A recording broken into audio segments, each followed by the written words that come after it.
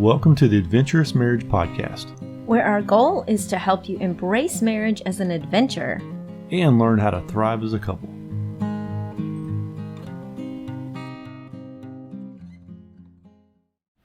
All right, welcome back to the Adventurous Marriage Podcast.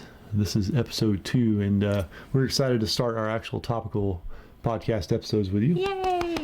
Last time was just our introductory episode video, Yeah. and or audio, whatever you're listening to us on. So, but we just wanted to start the actual topical series this week, and we man, it's been a good morning already. Yeah. We got to start this morning with doing some devotionals and some worship time together, and it was just really needed and Yes. wonderful. And Yeah, and since you mentioned that, I'll go ahead and plug what we're using for our worship time together. Yeah. Of course, you can use anything, but my twin sister sent us a link to something called the Worship Initiative. I don't know if you've ever heard of it. I'm sure many people have heard of it, but we absolutely love it. It's Shane and Shane leading kind of living room series, leading you through worship songs and the Word of God. And it's just 10, 12 minutes. It's super pretty quick short. and easy to listen to, and you just worship. They encourage you to actually sing and worship, and it's just kind of a special time for us. Alan works 10-hour days and then has Fridays off. So we really like to start Fridays like that. And then also Alan's so good about starting our Fridays by making me breakfast and coffee. And this morning it's cold outside, so we got a fire going. North Florida, but it does get cold here. So. Yeah. So anyhow, it's a special time for us just to worship, and turns out we needed it because it's been a crazy few hours since then. So, but we're getting there. To be transparent, this is actually our second recording of this. Right. First one, the audio was shot. We're like, oh well, we're learning. That's right. But today we want to start our actual topical series, and we were trying to figure out, like, where would we want to start. We have so much we want to share with everybody, and it would probably, I don't know, we'd probably take like a 100-hour video talking about, I don't even think that would cover everything, honestly. Yeah. But we figured, you know what, let's start with love, okay? And we you know, what is love, right? You know, there's some, what is love? No. But love, you know, people think of love, they think it's the feelings. You know, it's we feel like we're in love. We have those loving feelings, right? Love is way more than that, okay? Those feelings are a product of something, and we want to share this with you, something that we came up with a few years ago, and it literally is just like the acronym we came up with for love, and it's this: living our vows every day. That's right. Yeah, so. And I think you came up with that several years ago when we were doing wedding photography. We used to do wedding photography as a business, and we loved doing it together, but more than just photographing it and the technical side of it, which, if you know Alan, you know he is very technical and does things perfectly. He tries, yeah, but you do a good job.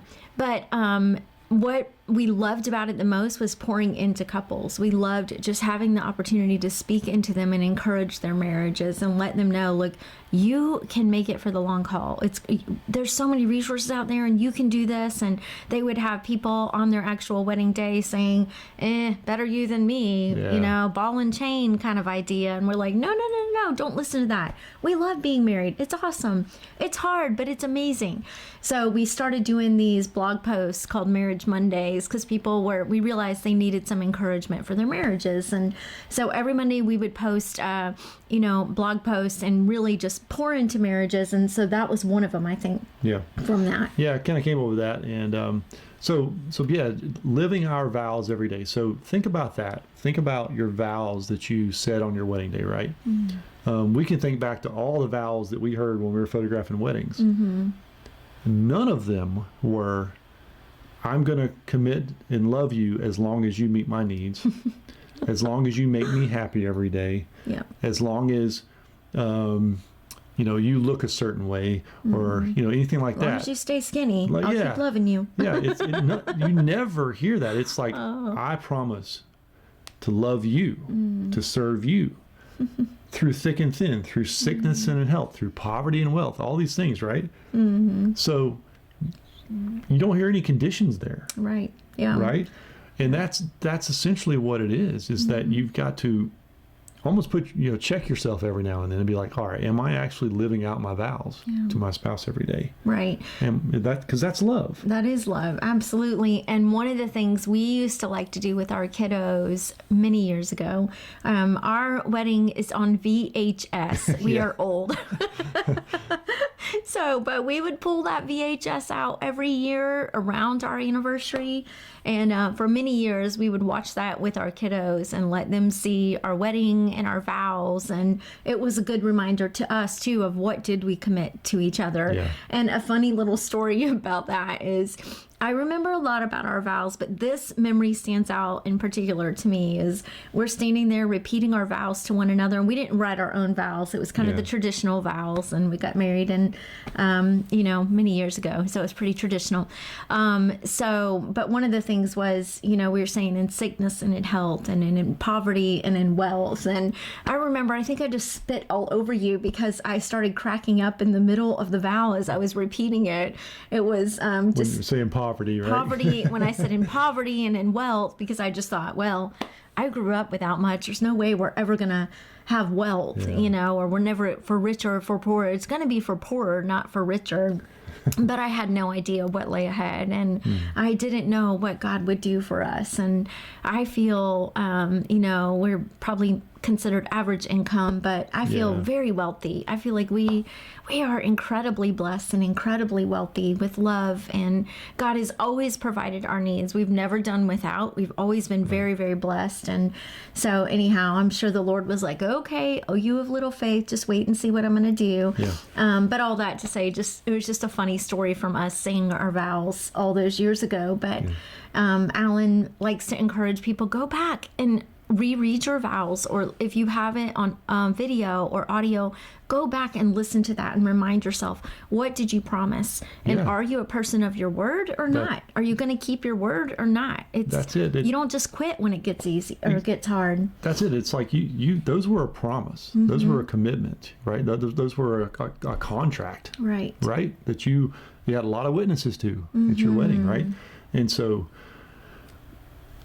now here's the thing. People are like, okay, so easily in our society these days, if they don't feel in love, well, you know what? I just don't feel like we're in love anymore. I feel like my spouse, she doesn't care about me. He doesn't care about me. They're not meeting my needs. They're not making me happy. Okay. If you're going to put that on your spouse, you're going to be disappointed every time. Right. Honestly, are we going to, as a spouse, are we going to want to try to meet our spouse's needs? Yes. I'm going to do my best to meet as many needs of my wife as I can. Right? Is it my job or even my ability to make her fully satisfied in that? No. Yeah. Only Christ can do that. That's right. Now, my role as a husband, though, is to do that to the best of my ability. But here's the thing. Let's think of Ephesians chapter 5. It says, husbands, love your wives as Christ loved the church and gave himself up for her. That's God's charge to me as a husband. That's his example to me of what I need to do as a husband. Okay. I need to give of myself and give up a lot of times even my own desires to serve my wife and to build her up. Okay. Now it says right before that, wives, respect your husbands, right? But that does not mean, guys, that you get to go, you know what? The Bible says you need to respect me. Okay, so I'm not gonna give up myself until you respect me. It doesn't work that way. You're missing the point. Okay, Yeah. You're really missing the point. The whole point of this is we are as men we are called to lead, and in leading we are to give of ourselves, and we are to give up ourselves for our wives. You want to get love in return? Yeah. Just love and serve your wife unconditionally. That's okay? right. Don't do it so you're going to get. See, trying to make this clear. Our whole point of being married, first of all, is to glorify God. That's right. And if you're doing what the Word says, you're going to glorify Him, and you're going to actually have a successful marriage. And so get out of your mind that you're only doing this to get something. Yeah. I'm only going to, if my wife will give me what I want, then I'll serve her and maybe do something for her. It doesn't work that way. It doesn't work that way. And there's going to be times in your marriage where it may seem one-sided. Mm-hmm. Yeah. You know, there may be some trauma. There may be some illness. There may be whatever where you can't physically or emotionally be there for your spouse. Yeah. Even just going back to last week, I woke up on Monday morning with severe back pain. We had traveled all weekend, we traveled one day, sat on bleachers all day the next day, traveled the next day, and my back was screaming at me. And at 5 o'clock in the morning, I rolled over and I was like, listen, I'm going to need you to take the day off work because I can't function today. I need to go to the chiropractor, and I don't think I can drive myself. I'm in that much pain. And that kind of lasted throughout the week. I think it wasn't until like Thursday I actually got full relief, mostly relief, and was able to be like, okay, you can go to work. I don't need you today. You can actually go do what you got to do. But I wasn't able to give anything back for several days. I wasn't able to wash the dishes or make the meals or give really any love back because I was just hurting and I was like in a lot of physical pain. But Alan never in those moments thought, well, since you can't give anything back, I'm not going to give anything to you. It doesn't work that way. That's right. Sometimes one of you is going to show up and give 110, maybe 190%, and the other one will be able to give absolutely nothing sometimes. But it goes both ways. There are days that I give more than Alan gives if Alan is in pain or if he's busy or if life is crazy and he's not able. It just goes both ways. We're both giving. We're both living out our vows every day. Unconditional love. And I love to say, like, when we first got married, our first few years of marriage were pretty difficult. Yeah. We didn't know what we didn't know, right, baby? It was challenging. But what happened was Alan knew how to love unconditionally. I did not know that. I came from a lot of brokenness. I did not know how to love unconditionally, but it took Alan loving me unconditionally, showing up and over and pursuing me for me to get the hang of it and realize he wasn't going anywhere. I mean, I tried to chase him off a few times. I don't know what I was thinking, but I just felt unlovely and unworthy of his love. But that's what Christ does for us, right? Christ keeps chasing us down with his love and reminding us, I love you. I'm not going anywhere. I'm still here for you. And that's what you should be doing in marriage, living out your vows every day. The love acronym, loving each other, serving each other. Don't give up on each other. Yeah, something I love about my beautiful wife here is she has been just my biggest fan. Like, she's been my biggest cheerleader, and I haven't asked her for that, but she just does. She encourages me. She believes in me. She's like, you can do anything. I'm like, okay, I'll try. You know, you can do anything. Well, it's because you keep telling me I can, so I keep trying. But one thing that's really cool is that one way she's served me unconditionally is she has prayed for me like crazy. And I've had addictions and struggles and things in our marriage and times when I was not exactly the husband she had hoped for. But she prayed for me, and I'll tell you that she's going to show you this, but she has a book called The Power of a Praying Wife. And it's not really a book anymore. It's kind of falling apart. Yeah. And here's the thing, people are like, you should replace that. And I'm like, I don't really want to replace it. It's covered in tear stains and coffee stains and highlighted and written in. And this has been one of the best things I've ever done for our marriage is to pray for my husband. I don't even remember how or when it started, but this book is called The Power of a Praying Wife, and it's by Stormy Omartian or Martian. I'm not sure how you say her last name, but this has been a phenomenal book for our marriage. And there are days that I don't know how to pray for my husband. I just open this up, and it's really just kind of praying God's word back to him for your spouse. And it's been really powerful. And I can tell when she's praying for me. I mean, it's powerful. So that's just one way she's served me unconditionally. And so we just want to bring that up to you this week, that, you know, there may be, I don't know where you're at in your marriage, but you may be in a point where you're like, you know, my spouse is just not, they're not doing their part. Okay. And I know that's tough. I know it's hard to be the one that seems like you're the only one working on the marriage. But honestly, you can't focus on that. Yeah. You've got to focus on your role. And just do what you can to do your part and pray for your spouse. And if you can pray together, honestly, that's a whole other podcast on itself. But that's glue right there to bring your marriage together in an incredibly powerful way. There's data to back that up that we'll share later. But so love living out your vows every day. That's right. Right. Serve each other sacrificially without expectations. Yeah. If each of you are doing that, you're going to have a bulletproof marriage. Yeah. There may be times one of you has to do that for a little while, for a season. Yeah. And how long is that season? We get that question, right? Well, Yeah. I've been doing this for 4 years, and I've been putting up with this for 4 years. How long is this going to take? Okay. What did your vows say? How long did your vows go till? It said, I'll love you for 4 years. Oh, no. If that's what your vows said, okay, well, that's your contract. But everyone we've ever heard said, till death do we part. That's right. Okay? So when your spouse is dead or you're dead, that's when you can stop.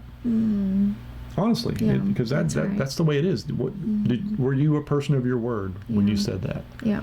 And we have, through our marriage ministry and what we've been able to do and the privilege we've had to work with marriages, we have literally seen marriages raised from the dead, you guys. That is not an exaggeration. If you would have seen what we've seen, you would know anything is possible. We've seen our marriage be, beauty from ashes for sure when we went through our marriage crisis in 2020, and we were struggling. But we've seen marriages that have been through so much more than we've been through, and God has restored their marriages, and on the other side of it, He hasn't just given them back a good marriage. They are on fire for God, and they are a force to be reckoned with. And it's incredible what the Lord has done with these marriages. There's a verse that talks about God restoring, I think, the years that the locust has taken, or something like that. I may not be getting that quite right, but something about that. And it's amazing to see that God restores things and does more than we can ask or imagine when we're obedient to Him. Yeah. You look at marriages, and I guarantee you look at any marriage that you like, you admire, right? And they're going to, if you ever talk to them and said, "Has it been easy for you?" They're going to be like, "No, we had to go through a lot to get where we're at today." Yeah. And so, I just want to encourage you in that hard times in your marriage, don't see them as we're not meant to be together. Right. See them as that's a way, that those are the opportunities you have to learn to grow. Yeah. And as a person and in your marriage. And when you get through that storm, and when you get on the other side of that, you're going to be stronger than ever. That's right. Right. And so see those opportunities to strengthen your marriage. If you had a marriage and it was just easy from the beginning, never had any problem, you're going to get lazy. Yeah. Honestly, as humans, we're lazy. So we have to have diversity, and we have to have obstacles sometimes in order to keep us motivated to keep going and to grow and to heal and all that kind of stuff. So. And a quick caveat, I just want to say, I just want you to know and not hear us saying that if you're in an abusive situation, to stay in that. We would never condone that. Yeah, get out, get help, get to safety. If you don't know how to get help, reach out to us. We know how to get you help. We'd love to say, don't divorce, but as much as fight that as much as you can to get divorced, but get safety, get help. Safety, get help. Don't stay in that. But in general, a lot of people, I think, that sometimes will define abuse as he's not loving me, he's not serving me, he's not meeting my needs, he's not pursuing me. That is not abuse, right? I mean, obviously, abuse is abuse, and that's a whole nother podcast. But not when your spouse is not loving you and not showing up for you well the way you want them to, that is not abuse. And so many people give up. We see couples give up right on the verge of breakthrough. We're like, oh, you're so close. Like, we can just see it for you if you can hang on a little bit longer. One of the hardest things about being in marriage ministry is that sometimes we want the marriage more than the people want the marriage, and that is so hard. And it's like you've got to want it more than we do. And so want your marriage. Trust me, want what your marriage can be, and go for it. That's right. Okay? It's possible. It's possible. So yeah. So I hope you guys enjoyed this podcast. living our vows every day. Remember that. That's okay. right. So think back to your vows. Go back and look those up. Watch them. Listen to them wherever you got, and think about that. Are you doing a good job of doing that for your spouse today? Yeah. And help that to motivate you, drive you, and we just are grateful we get to do this. And I'm glad you're here today. And just pray that you would your marriage would thrive. And we just That's right. What do we say? Embrace the adventure. Embrace the adventure. Marriage is the greatest adventure, so embrace it. Okay, and embrace each other through the hard times and the tough times, and That's right. find comfort in each other. All right. So until next time. All right. See you We'll guys see you later.